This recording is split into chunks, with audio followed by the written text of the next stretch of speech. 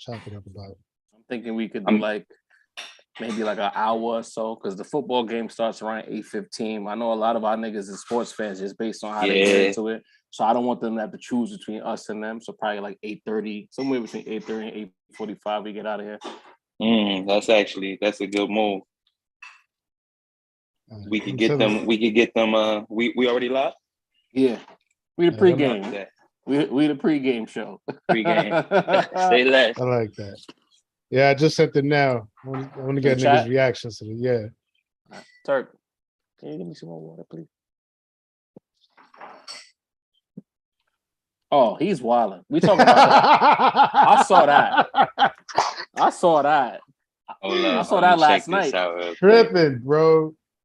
And the thing is, we got to talk about that on the pod just to give niggas what they want. They love that type of talk. But he coming on this Zoom one of these days. He been waiting for the invite. I'm gonna have a word for Tony. Got to. I'm gonna have a word for him. He be keeping a conversation going online. He's the opposite of us. Like, he's strong on Twitter, but his YouTube is slow, bro. Yeah.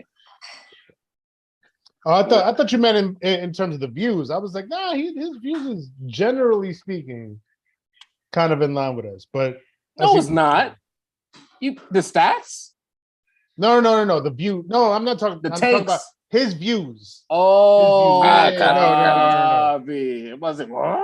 It must be. Not the YouTube views. Must be two YouTubes. But don't get into it. Anytime we decide to spend time on Twitter, we get it active.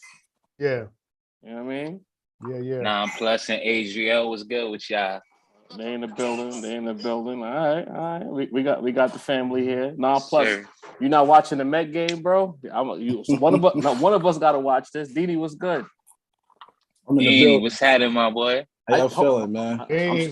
I'm shooting that Dini early. You got that hat on, right? Yeah, I do. A couple weeks ago, you said homie was on vacation for a week. You ain't been back to the store. I spoke to dude.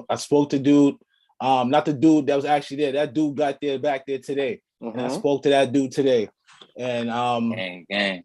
He told me just pull up. All right. Remember what told him I'm gonna talk to you. I'm gonna shoot it in the chat. But remember, there's a number. We need a price for the number that we trying to get rocking. Yeah. You know what I mean? But because once we get the price, we can start, properly formulating. There you go. Oh, 9+ said he multitasking. Respectfully, I'm gonna need some score updates, please. You know what I mean? The Met fan, I live and die with this. I think that's of all the teams that I cheer for. I think if the Mets win the chip, bro, I might cry, bro. I ain't gonna lie. I'm going to the parade and I might cry if we win. I feel that way about the other blue and orange team, bro. Nah. Anyway, the Knicks win a chip, I need to have a vacation plan, bro. I don't want to be in New York. I don't want to be in New York. Should be a whole lynch mob looking for jobs. I think you're good on that, bro. I don't think. Damn it, man. I think you good too, man. I think you all the way good. I don't think it's too much to worry about. That's how y'all get grandkids. The great grandkids, everybody. Yeah, man. Bro. I ain't gonna front. This summer, Bozo Nation was alive and well, and I haven't called them that in a minute. That D Mitchell shit was just out of line, to be honest. But bro, D Mitch, that thing, they treated y'all like a baddie, just using y'all for drinks at the bar. Bro. Yeah, they did. Thought you was gonna bag her, and you got nothing. And peeled off with the creep and gave him the yams at the end. Damn it, man. It's nasty. Damn it, man. Yeah. Oh, one day we'll. Amanda, what up? We see you. I mean, 9+. I'm throwing the link in the Facebook, so y'all can keep cooking while I get that rocket so the Facebook crowd can pull through. You know what I mean? Yeah. Gotta talk about a couple of things tonight. Yes, sir. Yo, shout out a couple anniversary shout outs. Obviously, you know what I mean? The Blueprint, 21 years yesterday. Also graduation, 15 years yesterday. Crazy, right? But the low key Made You Look, 20 years since Made You Look dropped. Shut down the city. That might be my favorite Nas song, bro. Honestly. In the whole catalog? And the whole that might be my favorite entire Nas song, catalog. bro, just because of what it represented. You know what I mean? Resurgence. Because he was talking big shit on that song. Big. Major shit. And I enjoy shit talking And, rap. and all the cameos in the video. Come on, New bro. York. Come on, bro. That was a victory lap, bro. Basketball got some moments, man.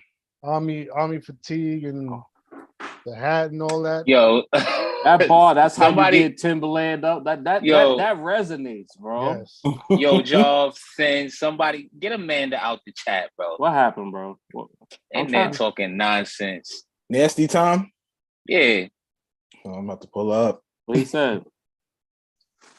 What something about us working on a cotton field, Job. We don't need to even expound on it, bro. Oh. Whatever.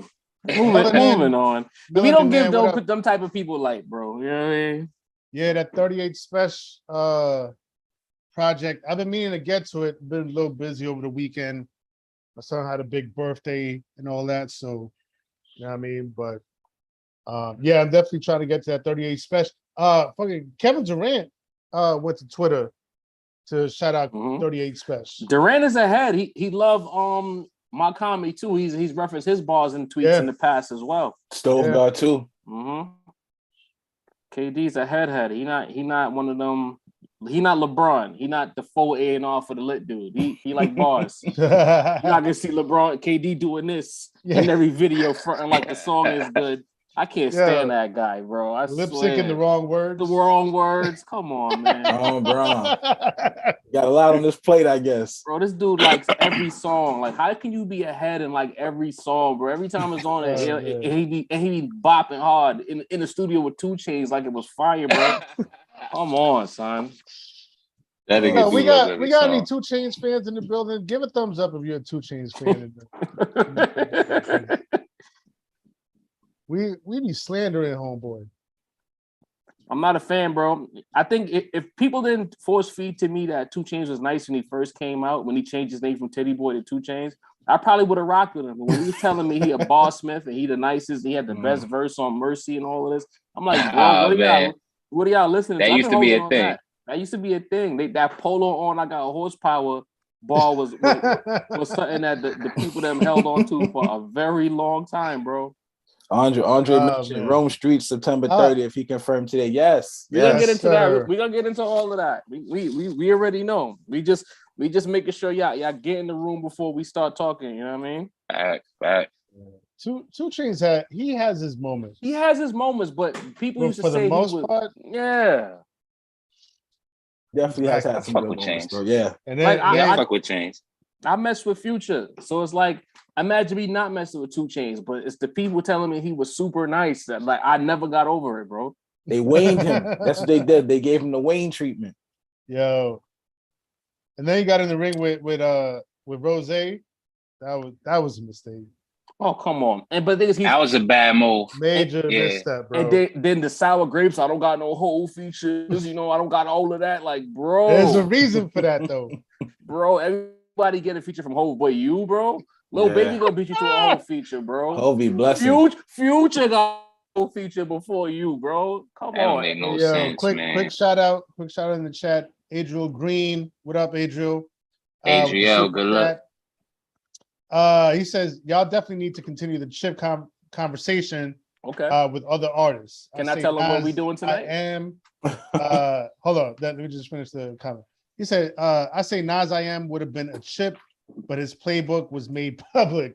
Wow. That's a good analogy. They leaked the playbook on Twitter.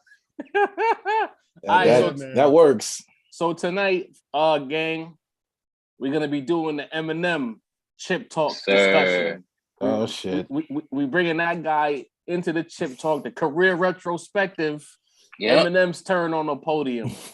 Also, on a more serious note, it will behoove us to mention this. Yes, for sure. Thoughts and prayers to P&B Rock, shot in broad daylight at Roscoe's Chicken in LA during a robbery. We don't know the whole details, but that's a story that's out there. Big facts. The video is nasty. Honestly, nasty work. I think the video needs to come down. I'm not gonna lie to you. Crazy work. They talked about Rome streets. Yo, Rome Streets is very familiar with the Rap Roundtable. Yes, sir. You know, I'm a default to Sincere the Rap Snob. Maybe you and Dini can fight it out since y'all fought about who introduced the table to Rome in the first place. What are your expectations about this upcoming Griselda debut? Ooh, who you want to go first, Dini, or? I'll pass off to the snob. All right. Because he's coming off of Coup de Grace with Ransom, and that was my album of the year for last year. That was my favorite album last year. I had that like top spot. So, I have nothing but super high expectations coming off of that, and as well as his other work, but also now that he's officially Griselda, he made it a point in the tweet to say it's curated by Westside Gunn, and whenever Westside Gunn, gets to work on his curated shit, you know what I mean? We expect fire. We expect fire, nothing less, man. I want to see. What I'm really, really curious about, as always, is the production credits. Who's on the producer list? So that's not out there yet, not that I know of. Man, September 30th. That's what, like 2-3 weeks away? About 3 weeks. About 2 weeks, man. yeah. That's around the corner, bro. And that's gonna shake shit up for. I feel that's gonna shake shit up for our album of the year list. For sure. They do. Yeah. It's not even what I'm expecting. It's kind of what I'm not expecting. It's kind of what I want. I know I'm gonna get barred to death. I know I'm gonna get great bars, great rap schemes, entendres, punchlines. I know I'm gonna get all that from Rome. I know what I'm gonna get from Westside as far as the curation that Sim mentioned. But I want to know if Rome could give me some anthems. You know what I'm saying? Some street hits. Like we know he can give us the shit you rock to indefinite just off the strong talent. But I want something that we can actually be like, yo, put on that new Rome. I want that. I want another 19 Naughty. Yeah, bro, you know how I feel. That might be my favorite record from Rome. So I want something. Yeah, that to me, that's a street anthem. That's a low key anthem. That's an I would love that, man. I want something that's gonna stick around. We discussed the whole album sticking around for a week or 2, 3 days and shit. You know what I'm saying? Right. I want the way Coup de Grace stuck, the way there was so many like moments on Coup de Grace. I want that from Rome. This is the one. Okay. And we all have big expectations, and I know he gonna show up. But I want music I want something I could bump in the ride heavy. That's what I want. And I ain't even no driver. You know what I'm saying? But I want something I could be in the ride and be like, yeah, you heard that new Rome. That's what I want from it, man. All right, Mace. What about you? I know this is not your cup of tea, but you got to tap in. I'm excited about this one, though. I'm excited about this one, considering Rome is basically being handpicked to basically be the open for the second wave of Griselda. You know what I mean? Phase 2. Gotta expect, the phase 2, basically, of their MCU. But obviously we're waiting on Stove God as well. But I feel like one thing I've noticed is that online people are waiting for Kiss the Ring. Like this is a super anticipated album. Dare I say the most anticipated Griselda release of the year, which is saying something when Planet Talk 4 and God Don't Make Mistakes drop. So I'm real interested. Rome, you just like you say, we behind the scenes, y'all know we got a little bit of a connection. He seemed very like he don't seem nervous at all. It's like he know he got like a 30 clip in the chamber like that. Yeah, it's like I don't see any type of nervousness from him. All the freestyles he been dropping recently, him and China, they've been on a couple together. Shout out to China. So I'm real anxious to hear this. I'm not gonna lie. I feel like it's gonna be one of them ones. I feel like it's gonna be the best Griselda release this year. For sure. Wow, you raising the stakes, Mace. That's a big deal. You know what? I guess for me, the thing that has stood out the most for the majority of 2022, with the exception of music that was not supposed to be released, is he's been relatively quiet since Coup de Grace dropped. Like he's been biding his time and resetting the anticipation. You look at what his output was in 2020 and 2021 by comparison of 2022. He's basically resetting the margin, which makes me believe that, like he said himself, he has some fire, 30 clip, might be a 40 to 45 ball Griselda debut. Like to get West Side Gun to curate your project, at the very least, you know this is going to probably be the most different Rome album that we've gotten thus far. We kind of know how he's coming, the beats, and depending on the producer, things might sound a little bit differently, but this is going to be different. Like I'm curious. I seen Will T said he doesn't want any Rome Streets on drumless beats. Well, I think you might need to get ready for that. Get in tune. Get in tune. You might get some drumless beats. I think I throw a hot take out there. I think beat for beat, though, this might be the best sounding Rome album we've gotten since, what was the project that dropped late 2020, Deanie? The one with Muggs? Yes. No, not with Muggs. The joint that had Lick the Toad on there. Oh. This is it wasn't Noise Candy. Hold on. It wasn't Noise Candy. It was was that the one with the sickle on it? Yeah, no. The one with the sickle on it was the Muggs joint. Exactly. That was a DJ Muggs project that dropped early 2021. Damn, I forget the name of the project right now. This is what happens when you get old. But that project right there, beat for beat, that's my favorite joint. Like, you know what I mean? I felt like he had a little bit of everything along with the skits. You had the Jamaican cat on there and a couple of other joints where it was like he was really building a world. It almost felt like Contraband. Yeah. It felt like a Grand Theft Auto kind of vibe, where it's like there was a lot of moving and breathing parts, and it wasn't just bars. So it's like a lot of times when y'all get on us about our album reviews, it's about all the aesthetics, all the things that go into making an album a palatable listen. And I felt like Contraband, you could tell when artists really take their time to make an album sound a certain way. And with West Side and the Tuck, I think that Kiss the Ring is going to be that next evolution of Contraband. I think this is the official evolution from Contraband. I think what we got in was direct sequels in the last year and a half, but I think this is the next evolution. Yo, so yeah, I agree with what you said. Melanin Man in the chat says Rome's hold on. Yeah, Rome's flow works on those beatless joints or the drumless joints.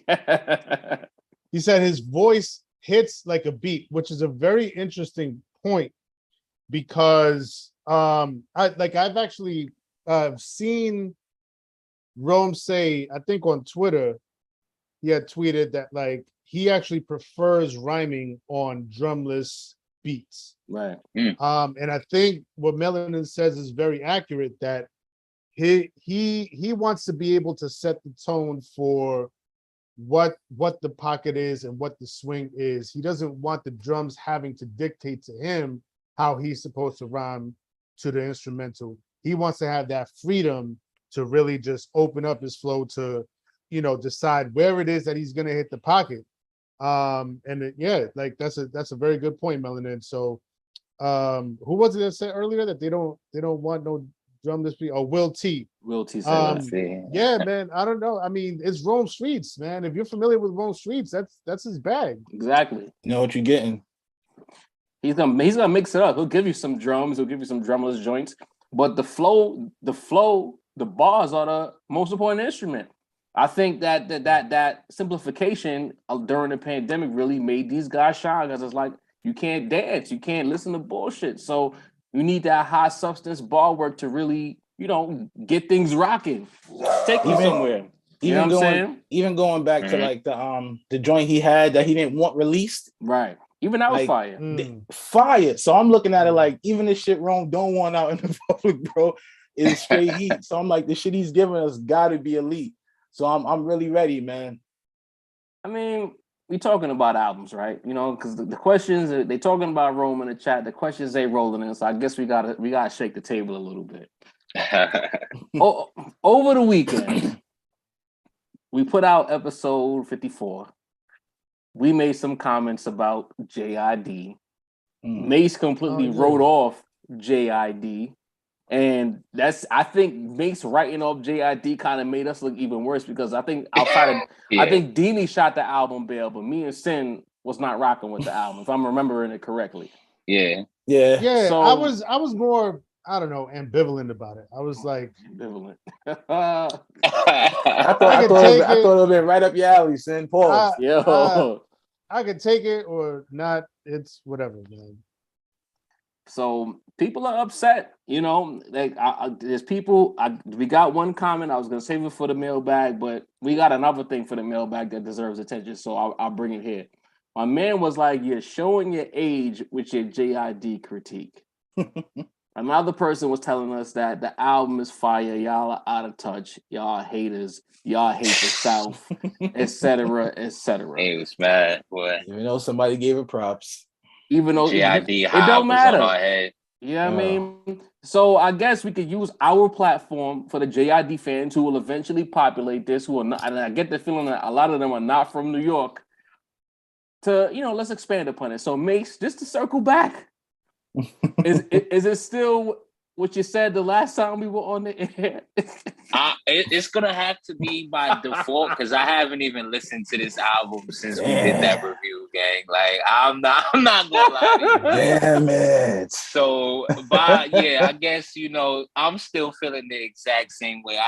There's nothing that happened this weekend that made me say, let me go listen to that JID. Like it's going not down a with fucking the shit. thing, bro. Fuck yeah, I'm just saying, like, and it's like people were coming in the chat and they were like, there was the out of touch statements. There was the you guys don't know. Like, listen, we admitted like he's a good rapper. Like he's talented. It just wasn't a good body of work. Is that a crime that we don't like an album? Like, come on now. Like it to me, it was one of those albums. Yeah. And to further expound, like it's one of those albums where it's like you can tell all the bells and whistles went into it. You're supposed to like it. But beyond the surface, there was nothing for me to really pull from it. That's like, this has to go on a year-end list. So this is one of the best joints that I'm gonna hear this year. Like it was real, fast foodish for me. Like it was good for the moment. That's how I was feeling. So right now, I'm not taking nothing back, and I'll be flip-flopping every episode. Y'all know. Mace from the top rope, man. Nah, but let me. We're gonna lose subscribers with that one. That's what they said. Let me go last to clean it up. But let me piggyback off of what May said because he that was a little severe. Yeah, to call it fast food. I wouldn't. They need the medicine first, I wouldn't go as far as that, but to reiterate what I said on our last episode 54, and I was just talking to Jarv about this in the group chat too, because he spun it back, and I'll be honest, I much like Mace, there was nothing about this album that made me say, "Yo, let me go revisit that immediately." Right. I just didn't have that urge, but like I said in 54, it was like I was listening through it, and I was like. It was almost like I saw the checklist and it was like check, the flow check, bars check, the production is serviceable, good enough, it's not trash, so check. But it was just checklist. It was just like check. But as far as it hitting me, that's why I was saying like. My brain was telling me, yo, this is at least like a full mic album. Like, as I'm listening through it, I'm like, he's just nice as shit. And again, let me reiterate, I'm a fan of JID as in terms of his talent, right? Again, the first album is the first album we put out. I fucking love that album. From the Black Messiah soundtrack, my favorite song on that soundtrack is JID's song. I think Dini, what your man on it, Maceo or whatever his name is, Kenny Mason. Yeah, you bet. So I fucks with JID, but I'm listening through this album and I'm like, it checks a lot of things off, but for whatever reason, is not hitting me the way I feel it should be hitting me. And so like I can't give an album 4 mics on just like objectively checking off, certain items on a list. Like I gotta feel it too. To me, Right. you know what I mean? It was like, I'll give it a 3.5. All right. And I from the round table, because each one of us, will put up our, put up stuff on the in the community board or whatever. And so I was the one to put up the poll about the JID versus Joey Badass, because it's like it's two young cats in the game. I know everybody was like JID is over 30, he's 31. Somebody said they're both over 30, which was wrong because Joey Badass is 27. But they do represent sort of a younger energy in the game. Right. And I gotta say, it was closer than I thought it was gonna be. 57-43 in favor of JID. But if it was me, I'm going with the Joey Badass. I felt it. I ain't gonna lie, like based on the way the comment section was acting up during the last episode, when you put the poll up, I was expecting it to be like maybe 65-35 for JID. But it was really lopsided at one point, like at the beginning, but then it evened out a little bit. But here's what I'll say, and I feel like this needs to be reestablished as we continue to grow as a platform, and we get new people who don't get the show so much, and they look at us like we're just some dudes with opinions. Just because you like it doesn't mean that we have to like it, and vice versa. We are all entitled to our opinions and our varying tastes in music. Like I don't understand this argument that as soon as, and we talked about this countless times on a Zoom in studio, where as soon as we don't like one of your favorites, we're back to being jerks. We are the heroes that you need when we are on the same page. But the minute we say, I don't really like this one. What? How could you not like it? Da, da, da, da. And it's like, again, for the new people, for the people in the back, like who you want to like. The rap round table, 3/4 of the table are not really rocking with this album. That's not like a what's the word when you? It's not an indictment against JID. We're not until we. And let me make this clear. This is a new rule for hip hop fans that y'all need to understand when y'all come to our show. Maybe some other shows they tippy toe around it, but on this show, if we think our artist is whack, 9 times out of 10, we're gonna tell you that the artist is whack. We don't like this. We started just talking about how much I don't like 2 Chainz. We're never gonna not tell you what we think. We don't think JID is whack. Okay? We're saying that for this album. It just, and again, Sin made a beautiful point about the checklist. If there's a Venn diagram, or like he said, a checklist about what makes a good album, he hit all of those. But for me, it's the songs, bro. I felt like the album spent so much time trying to build a certain aesthetic. Because like the track that a lot of these newer age artists have fallen into with trying to make a classic is they try to make everything sound the same. They try to have a certain level of uniformity, because in the previous era, cohesiveness was a big checkpoint towards a classic album. There wasn't that 1 or 2 songs that sounded out of place. It was a tight body of work. Shout out to Kanye. Kanye kind of made and broke what rap classics are supposed to be in one fell swoop. This album to me is so much of the same thing, and I'm sitting there like, and I always use the movie reference when I talk to you guys. It's like, I want the action sequence, I want the chase sequence, I want the serious acting sequence. I want you to take me on a trip that has a beginning, a middle, and an end. Not prologue. You see how JID's album, not JID, Joey Badass album gave you different little intervals, and each interval kind of represented what part of the album we were in when we were listening to 2000. So that as we were in that what was it, like the poetry club, I'm guessing is where it was, like a little pub or something like that, you had a trip. This album, the beat sounded the same. Majority of the flows, 65 to 70% of the flows that JID used was the same. So it's like, if it's good, right? There's a certain level of monotony in that good. For it to be great, there has to be risk taken. There has to be different levels of instrumentation. There has to be different levels of musicality. There has to be different features that kind of build the album up, because certain guys, you can't just rock with them for a whole album, because what they are within their skill set kind of makes them boring after a while. And I was bored. Real And you know talk. what? And to keep it 100 before I pass it to Dini, because y'all killed us so bad, I went back to the album just so I could give it another chance. Because sometimes it's like, if this many people are mad about it, maybe I'm wilding. Let me listen again. And I left that album even more mad than I was the first time I listened to it.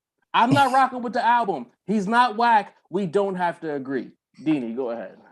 Yeah. while listening to you in Sin, all I could think bodied of, that, yeah. you remember that episode of Seinfeld with the big salad? You know what I'm saying? This shit had everything you wanted. It had the lettuce, the tomatoes, right. but the shit ain't hitting. That's the way I feel like y'all took it. Y'all wanted a steak, but y'all got a salad. And granted, though the salad is good, it ain't a steak. You get what I'm saying? I didn't know what to expect from this JID album. I just say, you know what? Let me just go into this. And what I got was a nice little medley of a Diet Kendrick album. And when I say a Diet Kendrick album, I don't say that to take his head off. Pause. Bro, I I say thought that, you was gonna show some support, man. Nah. But here's where the support comes in. Okay, all I right. think I appreciated the album because that might be a little of what I wanted from Kendrick more than this left and right shit that he was doing. You get what I'm saying? So Okay. I actually got to take the album in stride. Like, you know what? If like I said, certain songs, like I say, at least half the album I really dug, bro. Like I thought he sang a little bit, but I'm not gonna count the singing joints. But even though the singing was smooth, he does that. Yeah, he does that better than Kenny. Somebody mentioned that in the last drink we did too. But here's the thing: can I be a dick for just one quick second? Proceed, brother. If Kendrick would have made that same album, it would have sounded so much better, bro. Perhaps. Yeah. Go ahead, Beanie. Perhaps, but like Dance Now. I know y'all it was really digging Can't Pump Me, but Can't Pump Me's fire to me. Surround Sound, Cody Blue, Brud Them, Sister Them, Can't Make You Change. That was a good little run for me right there. I thought Surround Sound, Cody Blue, Brud Man, Sister Them, Can't Make You Change was a nice little run. The one with Mos and Lil Wayne, I could go past that. Money, the chorus is what bothers me. Lyrically, great song, man. And I really kind of fell off after those two records, but half of the album I really dig. My favorite joint is Dance Now. I think Dance Now might make my top 30, top 25 list. Y'all gonna look at me like I'm crazy, but I love that record. I listen to that record daily now. It's a really good record, man. I give JID his props, man. I was not a JID fan big like that prior to this album. And you still not. I'll tap in. I'm not. I am a believer at least now, though. That kind of counts for something. I'm gonna tap into everything he releases, but this one ain't it, bro. Like, and I put it this way: I see Hudson says JID album more entertaining than majority of these albums that's hyped up, though. But what's the scale in 2022? Yeah, like what? You know what I mean? Compared to what? Compared to what? Compared to what? That's what I'm saying. Like a lot of albums don't got no like even the Khaled album to me, it don't got no solid listening value. Like just a lot of we knew that. He May said that the JID album was fast food. Khaled's album is fast food. Khaled's album is White Castle, bro. Yeah. Like public, like not to get crucified. I'd rather listen to the JID joint than the Rock Mossy joint. Niggas will come for my head off that though. but see, boom, now we can have a deeper conversation. That's about preference. Which when people get emotional about their favorites, they always forget about preference. I don't prefer that JID album. I prefer the Rock Marcy album. Dini prefers the JID album, doesn't prefer the Rock Marcy album. Sid loves the Rock Marcy loves album. it. You know what I mean? Preference. Is that a crime? It's all about what you like. At the end of the day, something has to be said for like liking an artist, appreciating an artist, having liked previous material and projects that artist has put out, and then all of a sudden you're like, nah, this one just is not for me. And that's how I feel about the JID. JID in general, dope, incredible, gifted lyricist. You see that comment, bro? Touch 182. Yo, JID was seafood after the club. You know what I'm saying? That's Dini paying $10 for a glizzy. Oh, like that, dog. LIC prices nasty. Italian sausage pause. Hey, yo. Nasty work, man. Damn. That was bad. That was bad. That's an People insult. after the club. Just so you know, the chat said that. JID fans, we didn't say Yo. it, but it's funny. Can't say it. It's Street food funny. after the club is hitting. It's not that. I don't know, bro. I just feel like what he does as an artist, especially with his primary pocket flow, his back pocket flow, and he goes to 9 times out of 10, I feel like he needs to make a little more upbeat music. Yeah. Ironically, they talk about East Coast bias. I would like a little more Southern twang in there, a little Southern seasoning. You know what I mean? Lean into that 90s Outcast bag where they was, you know, they you could tell that they was rocking with Tribe, but they added that Atlanta element to what they were doing. Is that a crime? Can I get a little bit of that in there? Hit up Zaytoven, see what Metro's doing. You see what Metro and 21 does together. Why not give us a Metro and JID collabo mixtape? That'll be fire. And let's see where that goes. Because his flow with Metro's drums, stupid. Yeah, that will work. What y'all think, chat? Thumbs up or thumbs down for JID Metro Boomin collabo tape. Let's see what the angry rap fans got to say about this. Damn, bro. Honestly, what I'm hoping is that, much like J. Cole, because I wasn't a huge fan of J. Cole at first, but I feel like now that J. Cole has found himself and found this, you know, he's sturdy within his confidence. You know what I mean? Like, I hope JID finds that for himself, because I feel like, you know, he's kind of wavering a little bit. All right. Isaiah Stanley asked, what's y'all opinion on Freddie Gibbs' new song? I know he dropped a song last week, if I'm not mistaken, or was it the joint with before? Moneybagg? Are you referring to that, Isaiah? I believe it got to be that. If it's that, it's fire.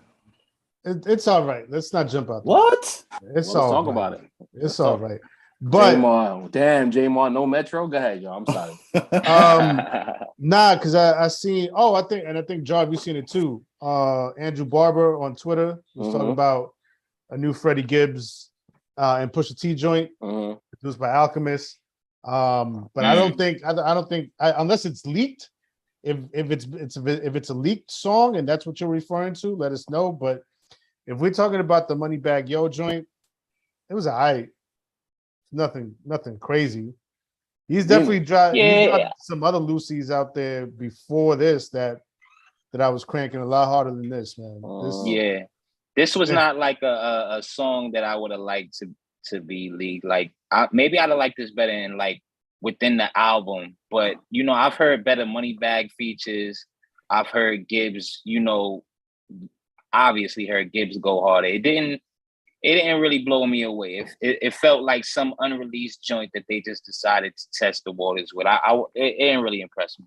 Yeah, Too Much is the name of the song. I thought it was dope. I thought, like I said, I thought Gibbs needed something, kind of like the way I felt Rome needs something that you throw against the wall and stick in the spots. You know what I'm saying? That you hear outside. Pause. That you hear outside. That you hear outside of just, you know, like this, like the street environment. I felt like Too Much of something I could hear in the spot while I'm sipping on my little yak. You dig? I thought Gibbs' flow complemented the beat, and he has a very specific flow. So to get a beat that complements his flow like that still can be a party vibey record. That's dope. It might be one of the worst Moneybagg verses I've heard. As far as compared to what Moneybagg's been doing, but from Gibbs, the verse is popping. And like I said, you need something like that to push you in the streets. That's gonna be a dope record in the strip clubs. That's gonna be a dope record in like a spot. You need a spot record. Like you got to pay the bills, bro. You know what I'm saying? You know, good point, Dini, about his very specific flow, right? And he's been trying. You can see that Gibbs is trying to remove himself from being pigeonholed. Like he had the joint Gang Signs with Schoolboy Q that don't sound like none he had put out previously. He had another joint with Big Sean that I think Hit Boy produced. Well, it was another. It didn't hit for me how Gang Signs hit for me, but you could see he's trying to move away from cocaine rapper with drumless loops or soul samples. You know what I mean? Yeah. I think that particular flow that he has kind of took away from Moneybagg's performance because, again, Mace could tell you, Dini could tell you. Like, I am a Moneybagg Yo fan. He's on my list. I love me some Moneybagg Yo. And I felt like this song, it felt like it was a paint by the numbers single for me. Whereas, all right, let's get Big Bag on this on the single. That's gonna trend. It's gonna do what it's supposed to do. And I'm getting a Moneybagg feature coming out of the slander with Benny the Butcher. It seemed like a rollout that we anticipated. But I felt like if you're gonna get Moneybagg Yo, you need to put him in a position to give you the 30 that you paid for the feature. I felt like Moneybagg Yo, he wasn't able to get off. This wasn't his scene. You know what I mean? This wasn't his bop. It wasn't his pocket. And I feel like if you're going to get that, I want to hear Moneybagg Yo flourish, not be a role player next to Freddie Gibbs. And I think that's what happened on this song. And I mentioned it during the Joey Badass review that the feature's performance often shows how much the artist respects you. In reference to how everybody brought it on his album. But when the artists don't really fuck with you, and not trying to cause no issues, but when the artists don't really fuck with you, you get a verse like this. So you get the verse that Future gave Meg, you know what I mean? Extra mid. Mailed in, not giving a fuck, you know what I mean? Like this seems like one of them verses to me. Yeah, so you think this was an industry move? Like there was no love in this verse? Nah, I don't think so. Not the verses that Moneybagg be giving Dirk and ESTG. Like they get tough verses. But the pocket on them songs is that's a different kind of pocket. Very different. Bro. It's just different for Money. He had to really adjust his shit. But it was perfect for Gibbs. That's why Gibbs came out on top. This reminds me of this old skit on what was that? Endangered Species, the Big Pun posthumous project. When Nori was talking about how him and Pun used to talk and be like, yo, you fuck with that dude? He's like, nah, I don't fuck with that dude. You gonna do the verse? So yeah, check is a check, bro. Yeah. Like, I'm gonna take the check. I'm still gonna give him the verse. But ultimately, don't fuck with him. I'm seeing Cam Porter said the Gibbs drink was mid. Touch 182 says it sounded like Gibbs didn't breathe once through the whole track. Accurate. Dennis James says the record was whack. Gibbs and Moneybagg don't sound right on the same beat. So we kind of all in alignment. But in a big surprise, a surprising turn of events, Nas the GOAT says he likes Moneybagg Yo. Hey, I would have never thought. Wow, surprised. Amazing. NTG. Okay, Toad says definitely an industry move. You don't got no thoughts on Moneybagg, Sid? No? I'm not really all the way tapped in on bro. So I think you would fuck with Moneybagg, bro. No funny. He's one of the more suitable Southern artists for a New Yorker artist to listen to. If you get what I'm saying. I be telling myself, I'm like, yo, like these dudes be talking about Moneybagg Yo all the time. Let me tap in one of these days, and the day just doesn't come. To me, she ain't shit, son. Nah, Bag would have been right in the mix in the late '90s with the first real like commercial Southern boom. Like to me, knows how to make a record. Yeah, he not one of them mumble rappers, bro. He's a rapper. No, I know that. Yo's a rapper. I know. I'm aware of that much. But yeah, like I just haven't carved out the time to like really dive in. I mean, just all it takes is one train ride, bro. You know what I mean? And Sin digs the crates. That's how I know Sin just don't want to hear. He avoided it. He don't want to mess with it. Sin is a crate digger. All right, so I'm putting myself on a chopping block for y'all. I got a surprise for y'all. I was gonna save it for the pod, but I'm gonna talk about it here with the chat so y'all can all roast me together. So I made a mistake, y'all. I made a very looking into the camera. I need y'all to forgive me. I listened to a project because somebody on Twitter who has a decent Twitter following said this project was fire and he doesn't miss. I saw the names on the feature. Mace, fix your face, bro. You're making me nervous. I'm zoomed in like. And the person I need to know. I seen the name on the feature and I know what this artist is about. So says this might be fire. Let me tap into the tape. So I downloaded the tape to my Apple Music and it was hot garbage, and y'all need that, yo. All right, it's Nav, y'all. I downloaded that Nav album. Demons Protected by Angel. I did it. I could have told you that, bro. It wasn't hitting like the way the last one was. It Bro, Nav was be why joint. having you some should have hit me joints though. first, Yeah, Like, he man. do. This one Bro, Nav didn't be have it having though. some joints. I'm gonna shoot myself some bail. No, man. The person tweeted a song and it had Nav, Don Toliver, and Future. I'm like, oh, this is gonna be some fire. Don Toliver, Future, Nav, like And that, Nav, like, bro, like Nav was gonna be the weakest link because Don Toliver and Future is all who they are. That song was not very good. It it was wasn't. Garbo. You know what I'm saying? And as I'm listening to this project and I was excited, I'm gonna throw this in the chat. It's gonna be fire. We're gonna talk about it. And it just got worse by the song. And I'm like, oh no. Oh no. Like I felt like when you die in Grand Nah. Theft and you go to slow motion and it says wasted, bro. Like I can't believe I did that, bro. Like Mason, you the savant of the young rappers, bro. Like what's going on, bro? What's going Listen, on? I How ain't did gonna Nav get lie a to deal? you. Listen. We need like a rapper of Indian descent. That's number one. We ain't heard the Punjabi dude that Jay-Z did the song with in like 20 Punjabi years. MC. Leave me We ain't heard the Yo. Punjabi MC, To bro. this day, So you I know have the no lane idea how was that open. record even You happened. feel me? How did that record It even was happen? tough though. You know how it happened. Jay-Z was the OG Drake, bro. What you mean? Yeah. He was on everything, bro. Cultures. It was that, and then to give Busta some bail, Busta had that same sample, and it was a familiarity in there too. Shout out to Busta Bus. So and to give Nav compliments, Nav got like tough joints with Meat, with Pop Smoke, Rowdy. with Rowdy, with Trav. Like Nav got a bunch of joints, but to tap into a full length Nav project, y'all, was like yourself to be fucked up, bro. I really don't get that. Like, I got the bugs, y'all. I'm sorry, y'all. Like I gotta apologize. Yeah. I'm gonna have my press person put out a statement tomorrow, and I put Nav. What's the toughest joint off there, y'all? There is none.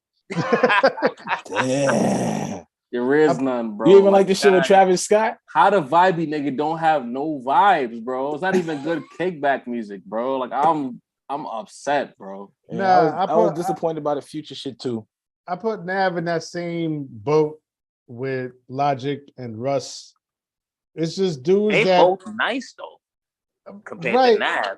Well, right, but it's just it all comes off as completely inauthentic. And from what I know of Nav, I think he comes from a family of a lot of wealth. And so and what he wanted to do was like, yo, I want to be a rapper. So he got all that, all that wealth. He put it into a music career, and he got, I mean, if he has dispensable cash to just be like, here, you get a check, you get a check, you get a check. Y'all all get a check. Well, on some he's rap he's Oprah a Tony shit. Khan of the rap game and shit. Yeah, so it's like Oprah. So it's like, you know what I mean? We were just talking about that. Like, do you fuck with dude? Nah. But a check is a check.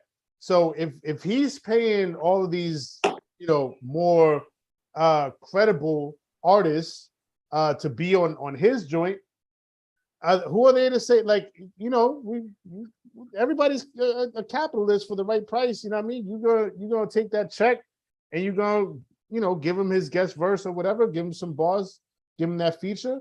And if he's just throwing money around like that, shit. So Nav is the rapping Khaled?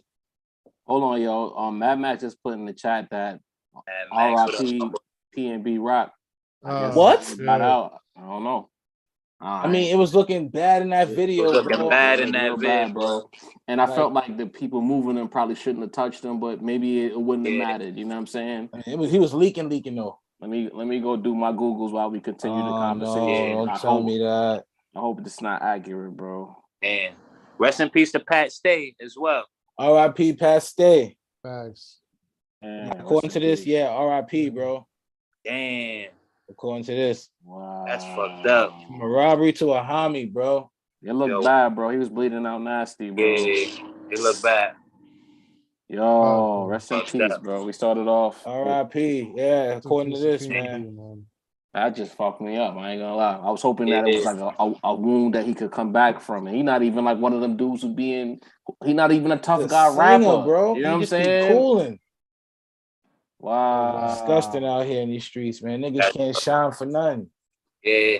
I don't. You know what I mean? Like I never get into the street shit, but it's like if y'all got the drop on this kid, bro, and y'all got the numbers, y'all don't gotta clap him. That's my whole thing. Like just beat him up. I'm not a proponent of violence, but in that situation, murder or just a little koof cough, take the koof cough, bro. Don't murder the guy, bro.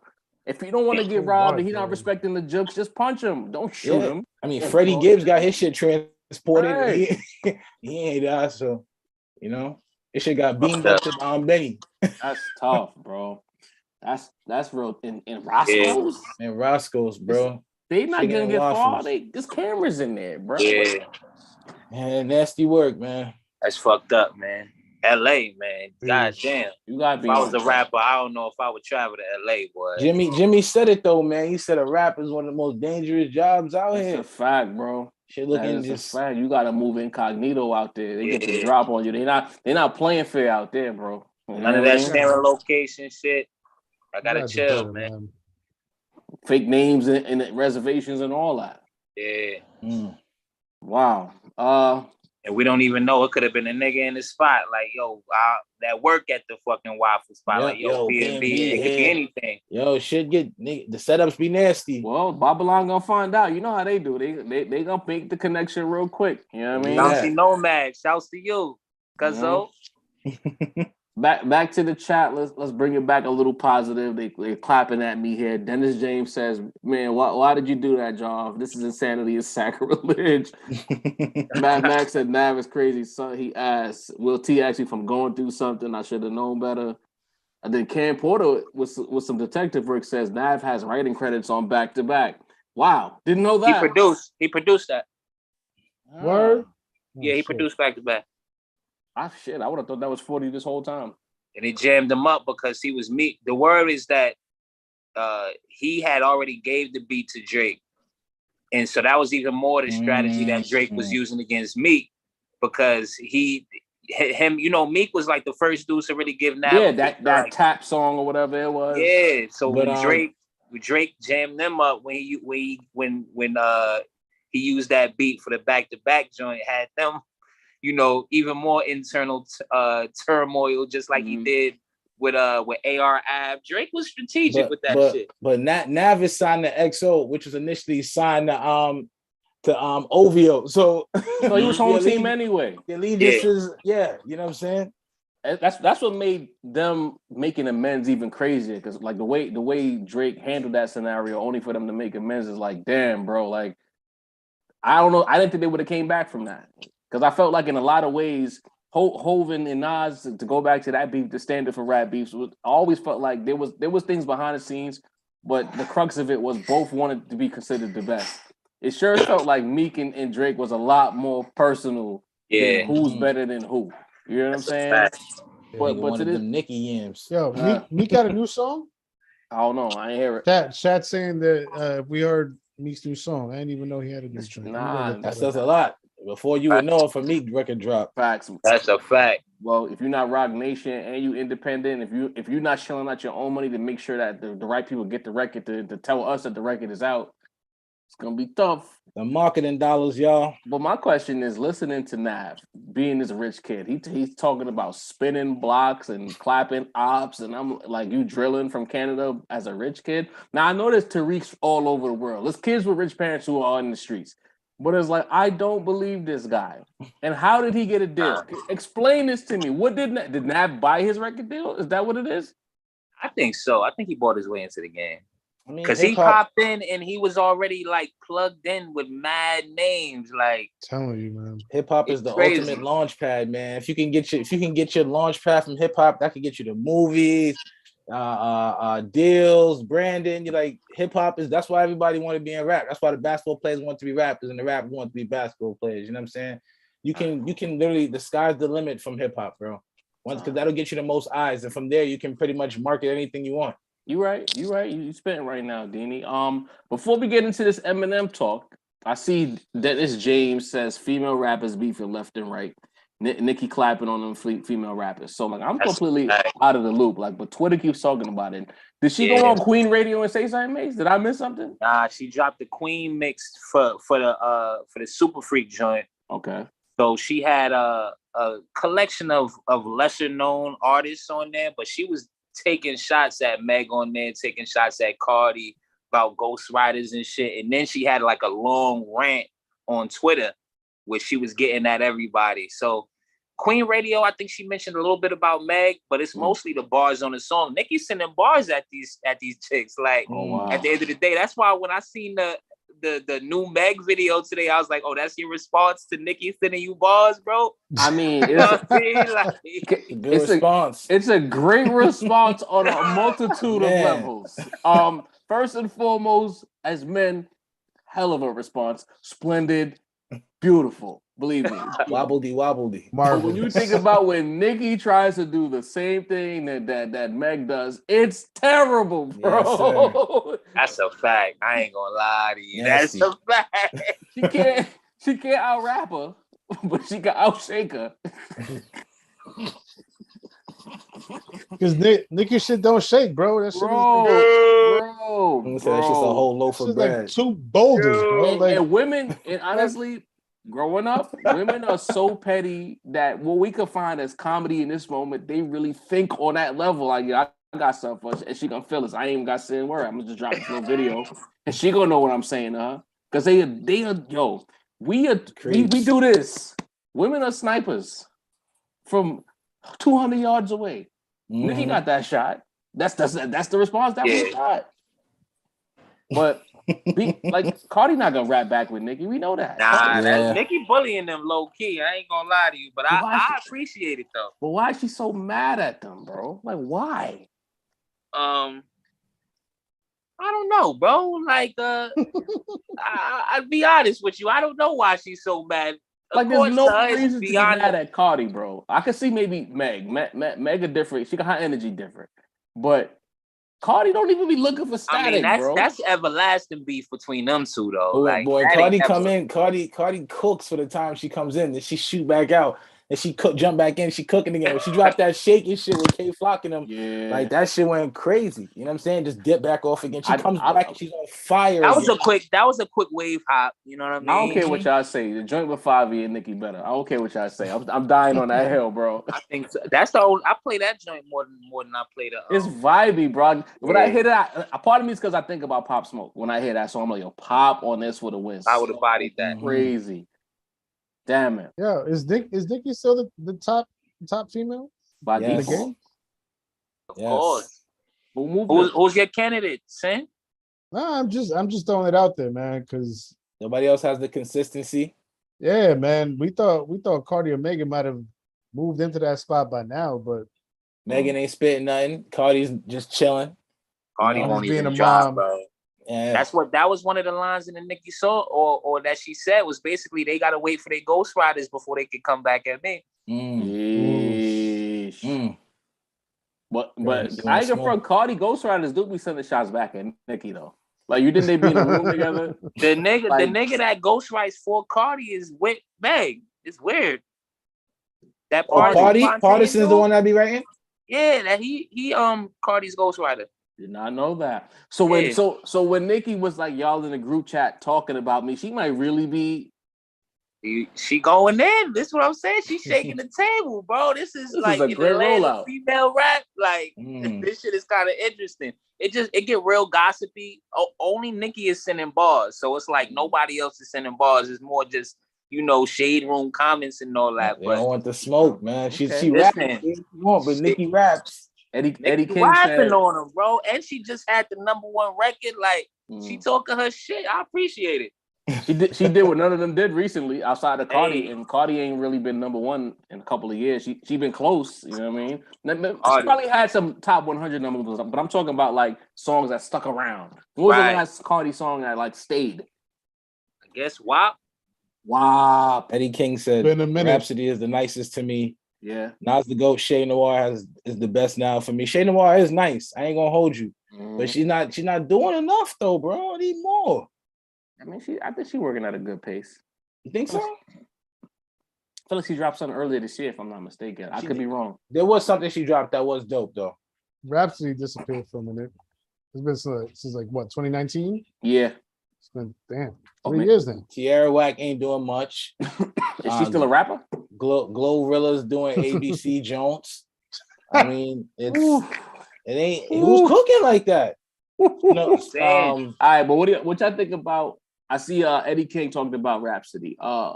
Eddie in the chat, let me know. Rhapsody or Remy Ma? Mm. Damn. Glorilla with the ABC raps. I'm not gonna talk about that. We might have something for that on the next episode. That might be marinating. Facts. Nikki need to leave them alone. Why Nikki never had the energy for Rem that she be having for all these other girls? She don't want to get shot. Rem not even on that like that anymore, bro. We don't know. Rem I think Remy would tested actually since. come see her. Nobody has tested Remy since. We don't know what kind of time she's on, bro. Like she got hit with Sheeta, which I thought was overrated. I stand on that. Sheeta's overrated. It is. I think so. So what's tough though? She ran and got Drake and Wayne and made a single. Like she was trying to replicate what Drake did with back to back without the bars. That no fraud shit was garbage. I remember that. I was pissed. Like really garbage. Dookie. She was just better off putting out Chun-Li at that point. But that Sheeta, man, like that shit was garbage. I'm gonna keep it a buck, bro. That shit was not good. She was off beat the whole joint. Off beat, I don't understand how people don't hear that shit, bro. Oh, it's crazy. I really thought Pat wrote it for a second. It wasn't on beat. Niggas is heinous, bro. Wow. Niggas is heinous. Yo, it was to the point because people would talk about it so heavy, and it's to the point I'm like, am I bugging? Am I hearing things wrong? Because I'm giving Nas credit for that. Sound on beat to me, bro. It was the ether beat. It was her saying. It was her saying things about Nicki that people wanted her to say. Mm-hmm. Yeah, Leah, we heard about PNB passing away. We spoke about it a little about maybe 5-10 minutes ago. We just trying to keep the vibe positive in the moment. Yeah. You know. Damn, made me lose my train of thought. Y'all want to get into this Eminem? Let's do it. Career basketball rap. Should we call this rapper reference? Boy. Shady. What you want to call it, Joe? Rapper reference. Like when you go to like Google and you look up a play, you go to basketball reference, you pull up all his stats. Oh, yeah. You know what I mean? Now we gotta come up with a cooler name than that. I don't like it. Yeah, we'll figure it out. Stats and raps or some shit like. You know what I mean? Let's pull up the career stats, the albums, and then we gonna break down the MVPs and championships. MVPs, chips, gold medals, missed playoff appearances. Yeesh. It's been a long time. Eminem might be the Knicks. This might be another situation where we lose some subs. Damn it, man. By the way, I want to say this right now, and I'm probably saying it on 50. Is it 55 we about to do? It's 55, right? 55. If you ever unsub because we said something you didn't like, that means we didn't want you here to begin with. Honestly. Let's be clear about that. Don't even announce that shit in the comments. Just do you and keep it pushing, bro. We do not care because we want you to disagree and agree or just have interactions. Like, again, we never come here for uniform agreements. So if you unsub because I didn't like that you said that, so I'm leaving. Bye.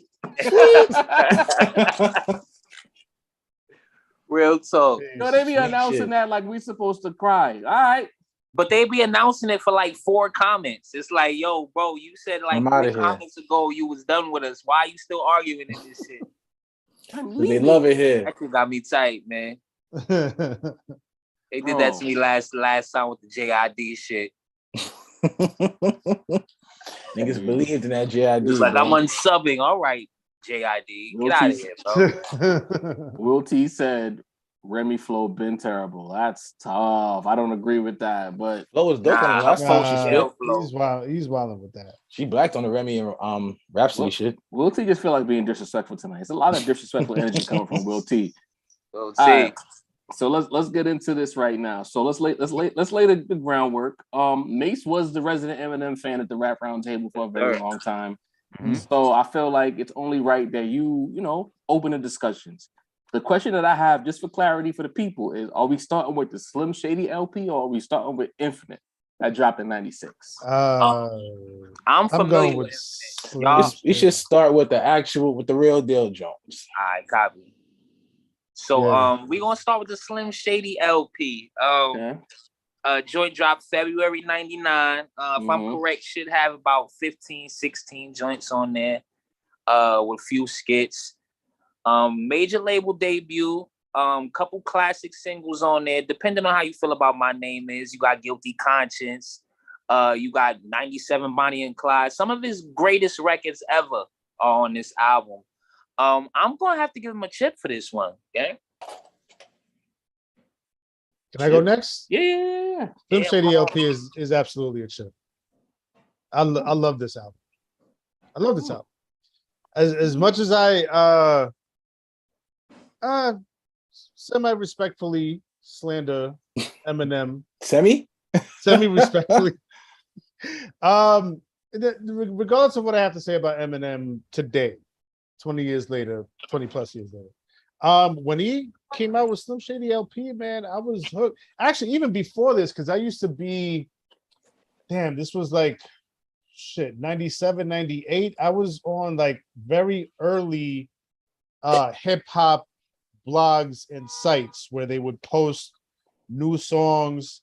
You know what I mean? I was away, like I had gone away for school at that time. And so I wasn't around the way, like I couldn't get my mixtapes, my Clue tapes, my, Rated R tapes, whatever. And so these websites was saving my life in terms of hip hop. And like, I remember hearing 97 Bonnie and Clyde. I was like, yo, who is this cat? I had no idea. Like, I remember the first time I saw him, a picture of him, I'm like, this is the cat that I was listening to? This is the cat that was that nice? Or I just don't give a fuck? Ooh. Crazy.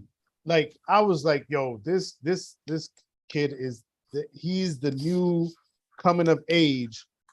And then the album dropped. Royce is on there. And then the album dropped, and I never forget, the album dropped the same day as the Roots album, Things Fall Apart. Whoa. And when I tell you, at that time, I was really fucking with this album heavy. Like when it was going back and forth between, all right, which album am I going to throw on today? Most of the times I would throw on Slim Shady before I threw on Things Fall Apart. Over time, things might have changed, but that Slim Shady hit hard when it first came out. And like May said, to this day, some of his best and my favorite records of his are on this album. Guilty Conscience, 97 Bonnie and Clyde, which was on his demo. I Just Don't Give a Fuck was also on his demo. What was the Bad Meets Evil with Royce 5'9"? Rock Bottom is one of my favorite songs. Rock Bottom was crazy. That's the one I was trying to find. Rock Bottom. Role Model was stupid crazy. I to this day I love this album. So championship. Chip for sure. Right. Real quick, Leah May, we never said that Remy is always off beat. We said that she was off beat on Sheether. One song. Not her whole career. Listening is fundamental. Okay. Yeah, no. So somebody else in the chat has said that she. Yeah, it wasn't us. That was somebody in the chat. And we was like, that person is bugging. I don't remember who. Just making sure. Remy's a problem. All right, talk to me, Danny. What you got for a Slim Shady LP? Chip. Championship. It's the first time I took a white rapper seriously. I ain't gonna hold you. Like it's the first time, and it's probably been the last time too. I ain't gonna hold you. Like it's like, I mean, nah, don't do Mac Miller like that, bro. Okay, valid, scratch that. Rest Mac. in peace. And I'll throw what's my son with the red hair, the chef, Action Bronson in there too. Yeah. I'm a believer. But yeah, I mean, with the backing of one of hip hop's greatest producer, if not like in the top 2 greatest producers of all time in hip hop consideration, that's who's backing you. I mean, what can you? And he's from the West, you're from the East, and it's support, bro. It was major to me. I thought the album was crazy. This is before we had anything like him. Those rhyme schemes, those deliveries, those flows, the white kid on the drugs, rapping. It was just new, bro. It was super fresh to me. I was not used to that, and I thought that in and of itself was a victory, because like he is a innovator. You know what I'm saying? As much as you want to shit on Eminem, we want to talk crazy about him for what he is now. This was prime M, man. You can say what you want. Listen, let's not bloviate too much about this. Is the first album. We gotta be here all night if y'all can tell y'all whole life stories about these albums. Okay. I I agree with the panel. This is a championship. I remember like kind of Didi and I in the same boat, like white dude, and I never heard a white dude rap like M, and he was wild nice. I felt like a lot of the white guys that I heard before M, they were very gimmicky. You know what I'm saying? Like they were kind of, I don't want to say mocking the culture, but what they did felt like mockery to me. They didn't feel like they was really and truly hip hop. Like M was hip hop. He round the pocket work, the storytelling back when story bars were a very quintessential aspect of your skill set. It was fire, the different voices, how his ad-libs would be characters in the bars that he was spitting and all of that. It was crazy. I loved M. Like M. I don't think I said a bad word about M when the Slim Shady LP came out. And then you got those raw videos, like the video for I Just Don't Give a Fuck and a couple of other joints. I'm like, this guy gets it. I mean, I'm not sure about some of the things he's rapping about. You know, I like street shit, but this is fire. You know what I'm saying? So yeah, definitely a championship. Is it an MVP before we go to the next album? No. And 99 was not an MVP year for M. Then? No. Dini? That's Jay-Z. No, this was his Rookie of the Year album. Not Rookie of the MVP. Year? Yeah. I like Over that. X? Wait, Nah, X was 98. X was 98. X 99. His X competition in 99. 99 is Rookie of the year. Yeah. Most Rookie of the definitely year, the for sure. 99 comp for Definitely. Rookie of the Year. All right, Mace, take us to the next album. So next album we have Marshall Mathers LP. Kind of universally known as his magnum opus. The album that Dre has beat for beat. Dre has the most beats on this album. One thing we didn't mention for the Slim Shady LP, he was using the Bass Brothers, who he used to use before he got with Dre. He still used them a lot on this album, and even though you may not even know who these guys are, they always fit his sound really well. So I feel like this is the best sounding Eminem album. I'm gonna go with another chip and an MVP for 2000. I ain't gonna lie to you. Talk your shit, Macito. Wow. MVP, man. Talk your shit, Macito. Talk to me, son. I mean, Marshall Mathers LP is a bona fide shit, man. Bona fide. No, bona fide shit. There's no two ways around it. And I mean, I'll be honest, like, if you ask me which album I like better personally, I think I like the Slim Shady LP better than the Marshall Mathers LP. But there was a moment, right? 2000, and like May said, 2000 was M's year. This was his moment. This was his crowning jewel. Like he just like shut the game down with this album. And he absolutely gets for 2000. He absolutely gets an MVP that year too.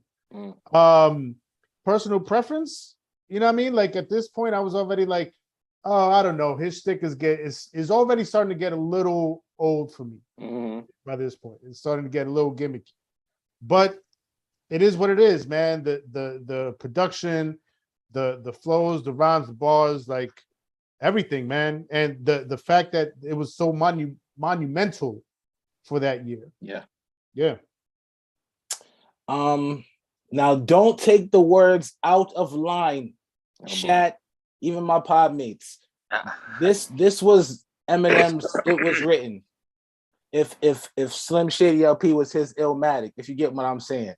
Like this was it might not be the one that's as critically acclaimed, but sonically, the way it hit the people. Because I'm not getting hit with tomatoes. You on your own. The way it hit the people. I mean, it has, whenever you have a song or something on an album that becomes an epitome word, like Stan is a hip hop epitome word, bro. Like the way Ether is a hip, you can use it to as an adjective, like you're a Stan. You get what I'm saying? It's ill, bro.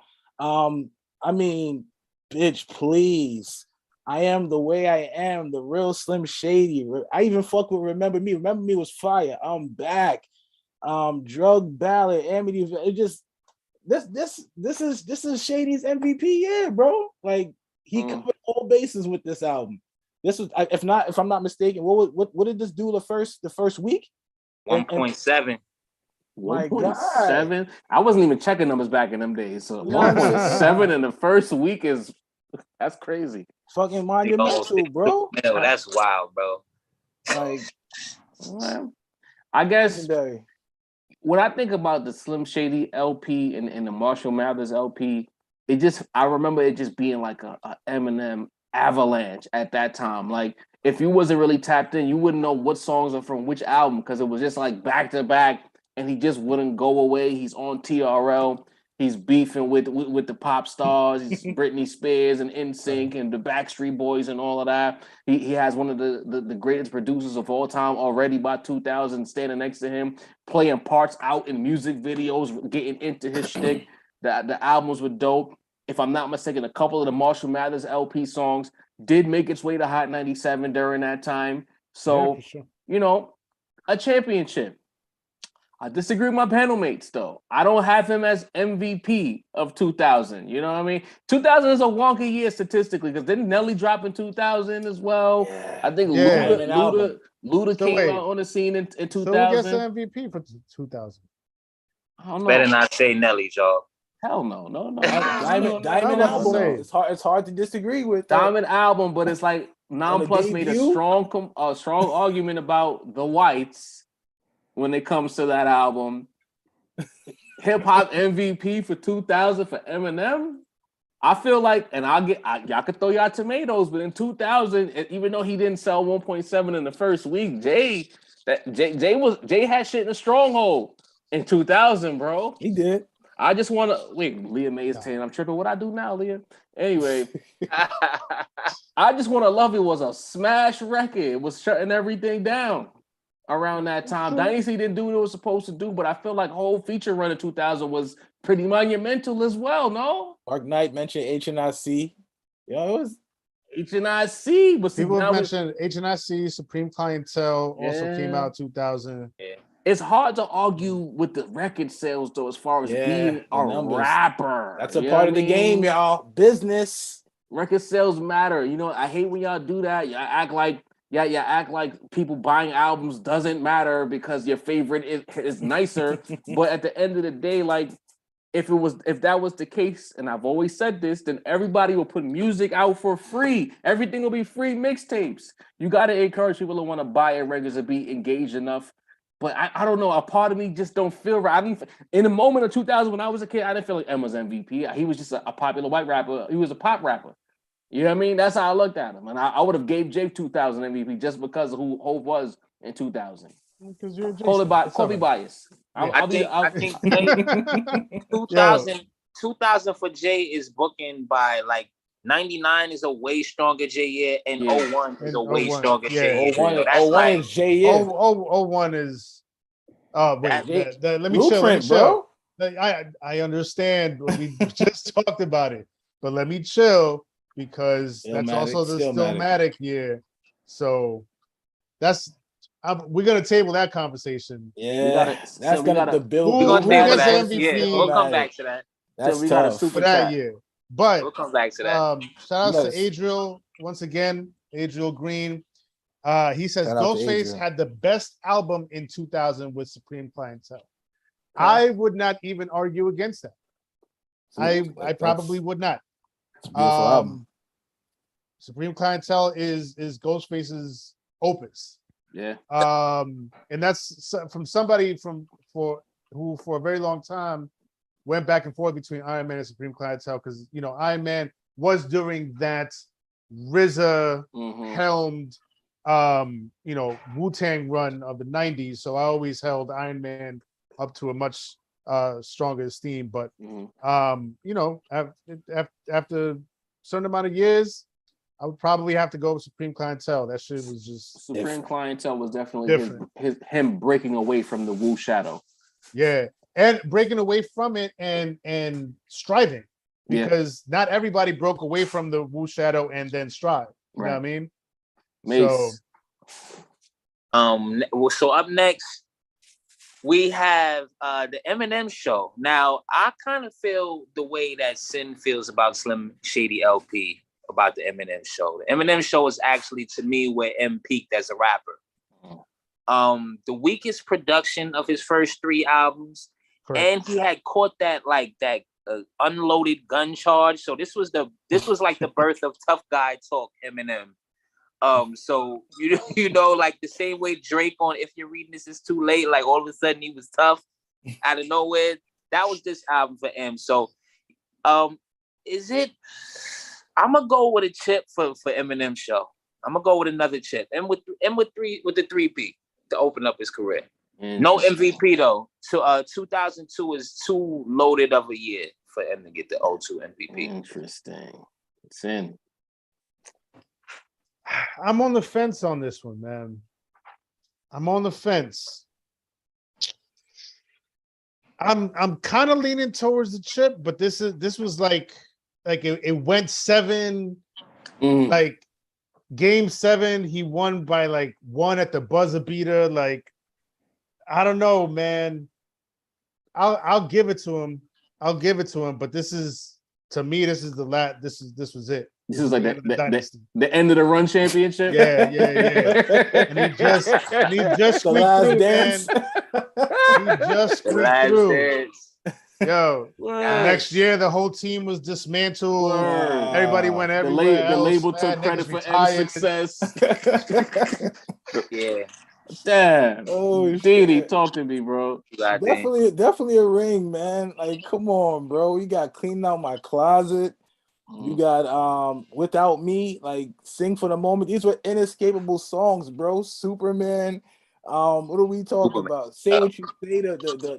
The Jermaine Dupri disc. Don't act like that wasn't tough when we heard it back then. Till I Collapse, maybe his best song ever. Shout out RIP to the homie Nate Dogg. Like, there's heat on this, bro. Definitely a ring. What are we talking about? You brought up Without Me. That like that. Yeah, that's what he lost me. That was the point where it was like, he's just gonna like keep remaking the same first single with the same corny shtick. At this point, like I was just over it. I was like, get this shit the fuck out of here. Bro, the shit reached number 2 on the US Billboard 100 in 15 and went number 1 in 15 countries, bro. What are we doing, bro? Shout out to Sin with the alley-oop, because real quick, Adrian agreed with the super chat. 2001 Jay-Z's MVP. Both him and Nas got the chips. We're gonna talk about all of Jay-Z at a later date. Let's not drag this into another Jay and Nas conversation. But Sin through the alley. That was the beginning of the infamy with Eminem. Like, that's when I started getting annoyed with this guy. The voice and like, oh my God, like, bro, you're too good to be doing this. Yo, Superman was getting rotation on Black radio. It was. You know what I'm saying? So I'm gonna agree that this is a chip, but this was definitely 7 games. Down 15 in the 4th quarter. Needed the Kobe Alley to Shaq to decide the game. You needed every bell, whistle, the Popovich timeouts after the quick 6-0 run just to quell the momentum. You needed everything to win Game 7. The kitchen sink for Game 7, bro. Another super chat from Adrian Green. Eminem definitely got a chip for Eminem show. It was his peak as a rapper with less gimmicks. 8 Mile soundtrack should also be a gold medal. We getting there. Yeah, we getting there. That was up next. Late 2002. 8 Mile soundtrack. Like AGL said, if we can't give Lost Tapes a chip for Nas, then we can't give the 8 Mile soundtrack as a chip for M. So we'll go to gold medal on that, even though it's carried by songs like Wankster, You Want to Be Me with Nas. It's not just M putting in that work on the 8 Mile. Losing yourself in that 8 Mile Road song, bro. I couldn't run from them songs fast enough, bro. I like the 8 Mile joint better than Lose Yourself. I was never the hugest Lose Yourself fan, but and the joint with Obi Trice and 50 is a classic too. That Love Me joint, legendary. Yeah. And the shit with Hov and Freeway was on it too, right? Hov and Freeway, 8 Miles and Running was dope. Mm-hmm. Talk to me, Mace. Yeah. So after this, shit kind of gets spooky. Tell you, man, they dismantled the team, man. This was man. They dismantled. This was 99 Bulls, yo. 04, we have Encore. Let me take y'all back real super quick because we gotta run through this. The first time I heard this fucking album, man, I can't describe to y'all. It's like finding out Santa Claus isn't real, bro. I was like, what is this shit? Records like Big Weenie, Ass Like That, a couple more joints, but literally some of the worst songs ever in Eminem's discography came from this album. This album is not only not a chip, this album is not even a playoff appearance. Encore's terrible. Bro. Encore is terrible. He's not lying. Do you agree, Sen? Absolutely, 100%, man. I think, and again, going back to Without Me was a sign of the direction that I think creatively he thought he had to go in. He was like, oh, people love this shtick. Let me just give him more of this shtick. And it fell flat. You know, you had songs like Mosh that were, you know, political in nature. What was it? Toy Soldiers. I always thought that song was wild corny. Right. Corny. Like Mockingbird. You know what? Honestly, I don't even remember how Mockingbird sounds, to be honest. But I remember also being on the fence on it about it, like, he's going for a more Z100 kind of sound. I get it. More music. I get it, but no. I mean, and these are like the redeemable songs that I find on this album, and even the redeemable songs, I'm like, I could leave this, man. I don't need none of this. But yeah, man, Big Weenie and all that other shit, that get this shit the fuck out of here, bro. Yo, Touch 82. I bought that shit. I bought the physical of that shit too from the Virgin Mega Store, bro, back in the day. I was so sick when I got to the crib and heard that shit, bro. So fucking sick. Virgin Mega Store, I miss you. Deanie, you gonna pile on or you gonna shoot some bail? I'm gonna give it a first round exit. I niggas talking about not even getting to the playoffs. Really? Yo, come on, bro. We not that's gonna, crazy. I Mosh is on there. Come on, Mosh was an amazing record, bro. Amazing, ding. Mosh is tough, bro. Here he go. There's some joints clause coming into play right now. I thought Rain Man was dope. There was something, like I said, Puke, Yellow Brick Road. Those were like you said, Z100 joints. But there's at least a few joints on here that was tough. I'll give it a first round exit. I ain't gonna waste y'all time. I'm with Deanie. First round exit. First round, first round, they was picked to win a series and got upset in 6 games. First round exit at that. Like you couldn't believe that the Eminems got beat the way they got beat in the first round. You know what I'm saying? They lost home court advantage, and you swore they was gonna get the split on the road, and they just fell. Matter of fact, they was that Dirk Nowitzki a Dallas team that lost to Golden State. Yeah. That's what this album is. Yep. That's exactly what this album is. Next one, Macito. So next up, he took a 5-year hiatus. The encore was so bad he had to get high for a bunch of years to forget about it. And he came back in 2009 with Relapse. Now, Relapse, I feel like it's been panned more than it should be. I feel like this is actually the album that Jaw remembers. This was the first Nasty Voice album. And so while his rhymes were like, they were good, it was good to hear him back on this joint. This is not a chip. And I'll give him a first round exit out the playoffs for this one. Relapse. How y'all feeling about it? Yeah, not a chip at all. I mean, spoiler alert, I don't think he ever got another chip again after Eminem show. So I'll just put that out there. So y'all just gonna keep hearing me say the same shit over and over again. But I feel it was stronger than Encore slightly, but that's not saying anything. That's not saying anything at all. Not saying shit. But also, like, by this point in his career, like, he's so far removed, and I don't even know how. I've never seen an artist be so far removed from the artist that he came into the game being, in terms of not just like the content, not just like the songs, but like the talent, the approach to his craft was so wildly different at this point. Like the pocket work and the cadence that he used to have in the Slim Shady and Marshall Mathers days, like it's just gone. It's fucking disappeared, and now he's replacing it with the fucking that shitty voice that we all hate. I don't understand what the hell happened to him. But anyway, yeah, not a chip. Dini. First round draft, more. They're getting everybody. They're getting LeBron. They're getting Anthony Bennett. They're getting lottery. Doodle. Wow. I can honestly say this is the M album I hate with all my guts. I only like Cracker Bottle. Everything else can go in the absolute trash, bro. Put the gun to me, yo, because it's trash. I hate this Eminem album, and I love M. I'm with Dini again, but I'm gonna take it a step further. This is lottery in a down year for the draft. There's nobody coming out. This is the lottery with Anthony Bennett coming out. Like this. Yo,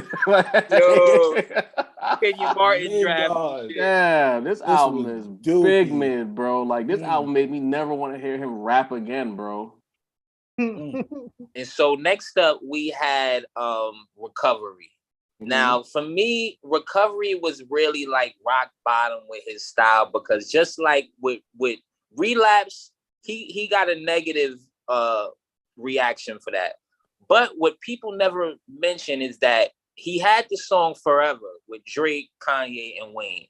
And that was like the first kind of positive feedback he'd gotten since he came back in the 2 years, you know. And so he kind of, because of that, went all in on the voice and the fast bars and the weak punchlines, and Recovery was the, you know, what we ended up with.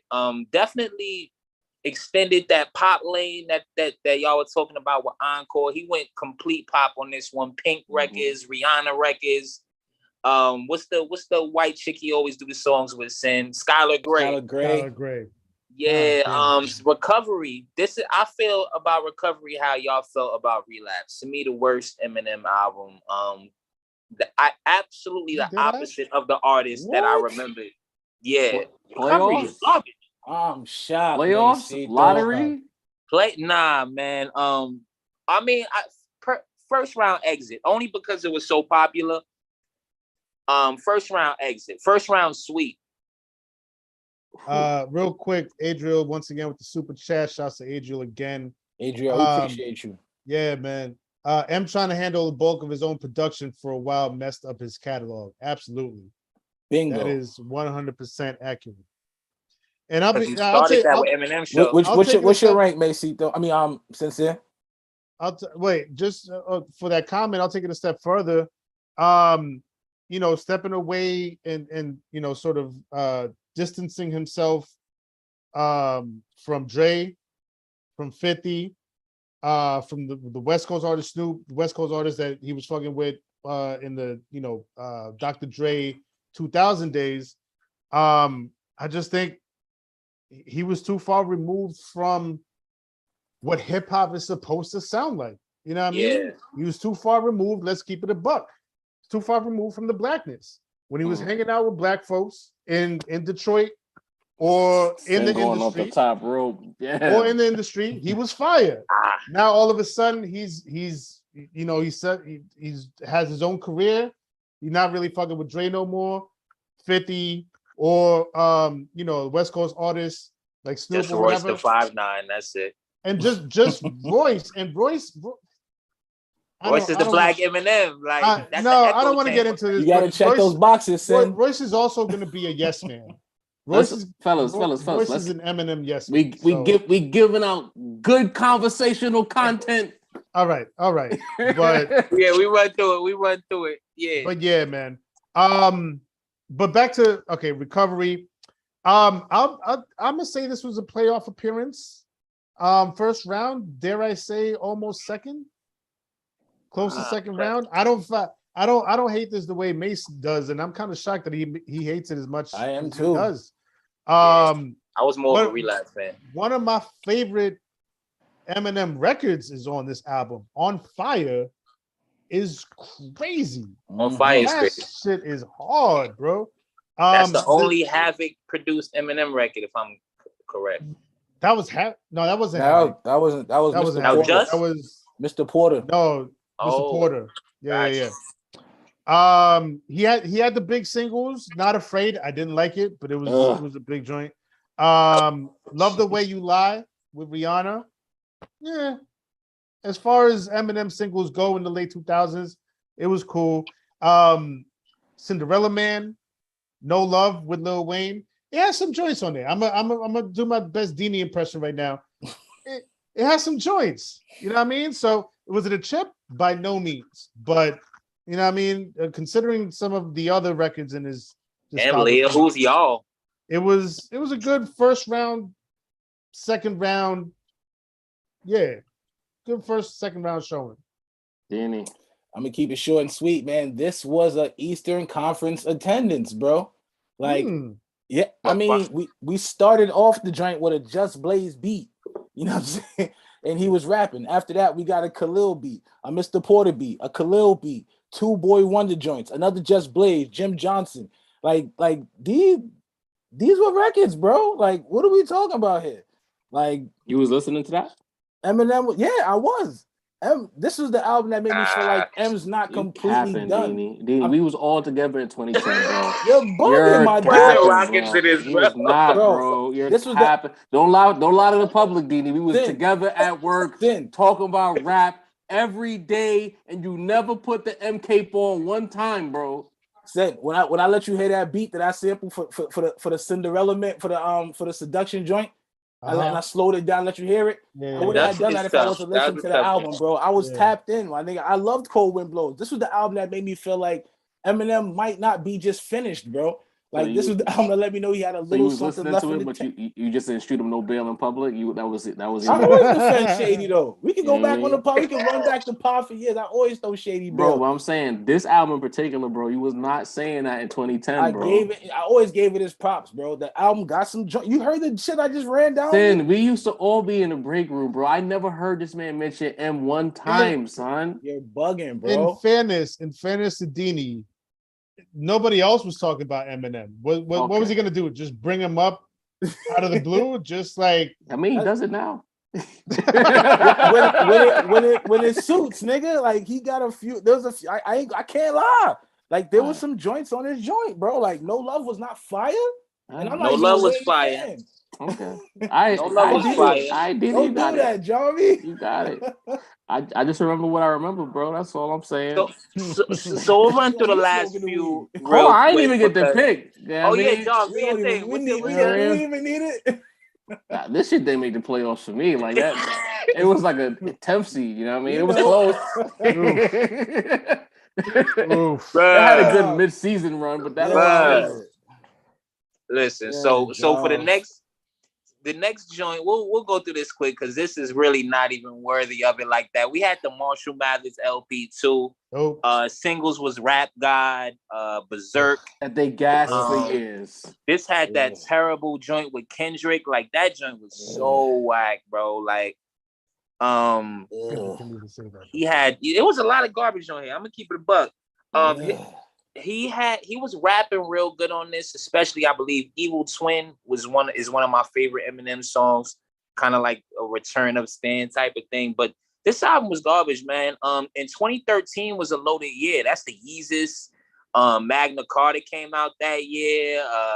Born Sinner by J. Cole. I know y'all think I hate him, but like, so you've said it yourself. Yeah. We think anything related to the nigga. Yo, what do you mean, y'all? The whole Dreamville. Get him out of here. He tried it. I'm about to record Hit 'Em Up Part 2 in that Dreamville. But Marshall Mathers LP 2, missed playoff appearance for me, bro. Like, very forgettable album. Same as Mace. I'll keep it short. Because damn, we've been so yeah. I'll keep it short, but I hate this album for one very specific reason, and that is that Rap God is on this album, and I swear to God, if I have to ever hear another Eminem stan, usually of the lighter complexion, Talk about how Eminem is the GOAT because have you heard Rap God? Oh my God, did you hear what he did on Rap? Shut the fuck up, please. Leave it alone already. It was cool. It was a nice little exhibition. It was like, like winning the dunk contest. All right, he won the dunk contest. I don't mean nothing. Fuck out of here. Damn. Landed the dismount there, boy. Concessions. This nigga was serving hot dogs and popcorn this album. He didn't play the game, didn't make it to the playoffs, didn't show up, forgot how to put his uniform on. This shit was a steaming hot pile of mid. You know what I'm saying? off to you, Wow. Wow. You. All right, so for me, no chip, no lottery. Hell, not even the NBA. He was with the Shanghai Sharks. You know what I'm saying? He was in China hooping. He still has some skill. You know what I mean? He can still flex. He can give you a highlight. But he was in China, bro, playing for the Shanghai Sharks. He was not league worthy in 2013. I'm sorry. And so then, what clearly all of us thought was his worst album, it gets even worse with Revival. Oh no. Garbage album. I don't have any comment on it. No playoffs, no chip. He should have retired after this album. Garbage, terrible, weak, trash. Like I said, he don't got no more chips, but it's beyond that. It's like the team don't even exist no more. It's like they just fuck I don't know. They moved the team somewhere else. I don't know what the fuck happened, but there's nothing coming out of this team no more. Nothing at all redeemable. Huh. The Eminems are, that's it. They don't exist no more. Wasn't this the Eminem album that made Joe Budden like start talking crazy about him? Yeah. Nigga had a whack Beyonce record, bro. What the fuck? And another Pink record. Danny, where you at? He's still in the bleachers? Squeegee. He's a little closer to the floor.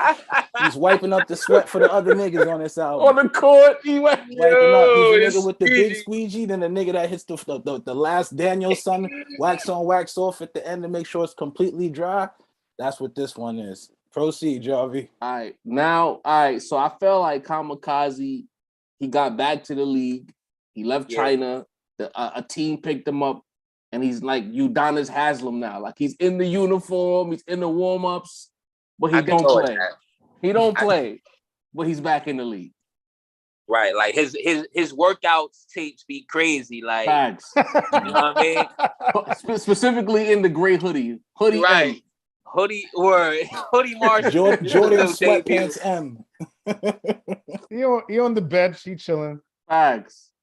And so we don't even, y'all know, after that we had Music to Be Murdered By, which basically took him out of the hoodie and he was back, back in Shanghai on riding the pine. You know what I'm saying? Getting heckled by, people that used to fuck with him. Garbage album, not one redeemable song. Sorry.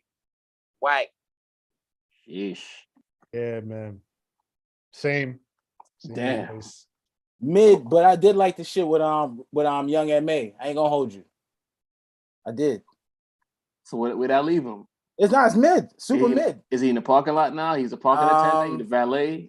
He's having what they call them shits when niggas be grilling on in the parking lot. He outside scalp. He outside scalping tickets, bro. He having a tailgate. All right. So for me, he's still with the team, but he's not retired, but he's an assistant coach. He's like the film guy he'd do when you go on the bench and he show you the tablet of the play. So he's still in the game, but he's not in the game. You get what I'm saying? So he's an assistant. He's a work assistant. There it is. So you like something about this album? Yeah, I mean, it was all right. To me, Kamikaze was the one that just like fell off a cliff. But this album, like he tried. You can see that he really made an effort to try with this. He was rapping. It just wasn't hitting. So he's waiting for that next 10-day contract, but right now he's coaching for the Dr. Dre's. He's right there, basically. Photo ops, old timers day. He'll come out, he'll get to play at halftime or something. He'll make appearances for the team, sign some autographs, but he doesn't play in any real games. Y'all treating him like that nigga what was the nigga that was 40 that came to the Lakers his first year in the league? That Andre Ingram nigga. Yo, that's basically it.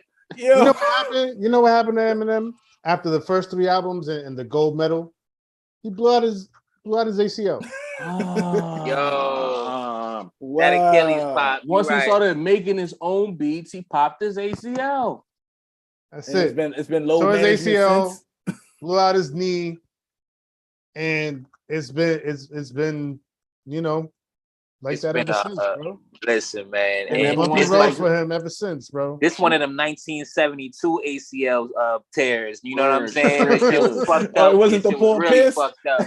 It wasn't the carry in, carry out. The sports medicine then evolved at this point. Back in the day, the ACL was the career killer. So he ain't lying. Damn, see, I saying he tore his ACL, refused to take a lesser role as a role player, still wanted to be a star and went out bad. That meniscus went out too, man. Damn. Eminem fans are gonna kill us, bro. Like I think I might need to turn the comments off of this. It is what it is, man. It's factual shit, bro. Leah May is pissed with us in these comments right now. We apologize. We love you still. Baltimore. Come back next time, okay? It's just our opinion. We don't have to agree. I mean, we did say 3 championships and an MVP, though. Don't get it twisted. Yeah. 3 championships, MVP, and a gold medal. He might have won a championship in China, too. Shanghai Sharks in the chip. Marbury got a statue in China. That G League chip, man. Hey, this was fun. Yet again, Adriel, Super Chat MVP. Yes, sir. Yes, sir. Nas the GOAT in the building. Will T, Camp Porter, Leah, once again, Mark Knight. I'm seeing a few people. I'm seeing the regulars pulling up. Miss LB missed it again. She was like, "Oh yeah, another one," and she missed it. Now plus, let's get cooked. Sheesh, I love it here, bro. Whole gang in the spot. NTG, I didn't even say what up. What up, my boy? Damn, we cooking up this week. If any news breaks, or if we can hear that Pusha T and Freddie Gibbs, maybe we'll come back. I don't know. Yeah, man. Because I'd like that news. Shipping a little slow. Oh yeah, but we gonna cook up. Yeah. I'm going with Lupe, Camp Porter. At this point, I'm going with Lupe. Sincere got a real dope topic for y'all coming for 55, so look out for that. We include it in the chat. I think it's gonna be fly. I already made my pick, but I'm saving it. Don't ask me, Dini. I ain't telling you. Yeah, I mean, yes, sir. This is the Rap Roundtable, second Q&A. Appreciate y'all for pulling up. Appreciate the donations. We will be back as soon as there's a reason to be back. R.I.P. PNB Rock. Tough news and nasty. Dini, take us home, bro. Yo, Jaw of the point guard, Sincere the rap snob, Macito, voice of the young people. I am Dini, the balance of the force. Keep your eyes peeled for episode 55. We coming. We out of here. The Rap Roundtable. Heroes you need.